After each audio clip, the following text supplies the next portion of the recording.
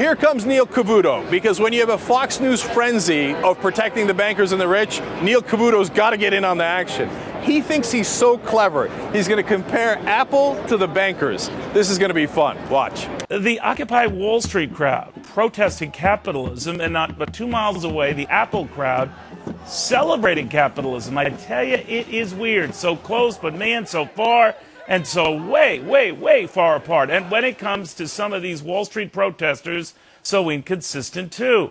The supposed have-nots selectively choosing the evil haves. Wall Street haves, bad. Apple haves, good. Bankers making money hand over fist, awful. Apple making money hand over fist, fine. Of course, bankers aren't making much money these days, are they? And Apple's making tons of money these days, aren't they? But Neil, let me make it clear for you. Apple didn't take a bailout from us. They didn't take our money, okay? The bankers did.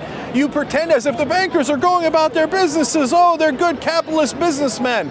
Well, then fantastic. Stop taking our money. Here, you know one thing they could do, Neil, to make it absolutely clear? The $1 trillion of toxic mortgages they dumped at the Fed, they could just take them back tomorrow, and then we'll be even. Hey, you know what? I'll let them keep the $500 billion in the Treasury. Am I not merciful? Okay?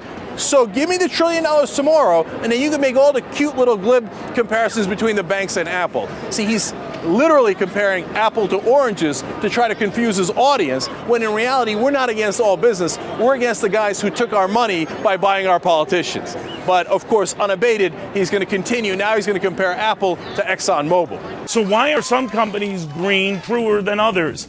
ExxonMobil makes a mint satanic. Apple makes a per share bigger mint saintly. All's good, all's right? Wrong. Stop and ask yourself. Bankers leave much to be desired, and their greedy demands for bailouts that this show publicly and robustly criticized under the last president leave even more to be desired under this president. With money should come responsibility, but capitalism really shouldn't come demanding it. Just like Apple shouldn't be ordered to take a percentage of those hefty iPhone 4S sales and share it. All right, here he says, hey, you know what? Apple doesn't have to share their profits. Yes, we never said we want Apple's profits. You're making that up. He's saying, on the other hand, the banks, they shouldn't have to share their profits either. Now, here's the lie in that. Now, when they were all bankrupt, if it was true capitalism, what you could have done is, if somebody had money, like the federal government did in that case, and brought it in, and they gave it to the banks, they would have owned the banks.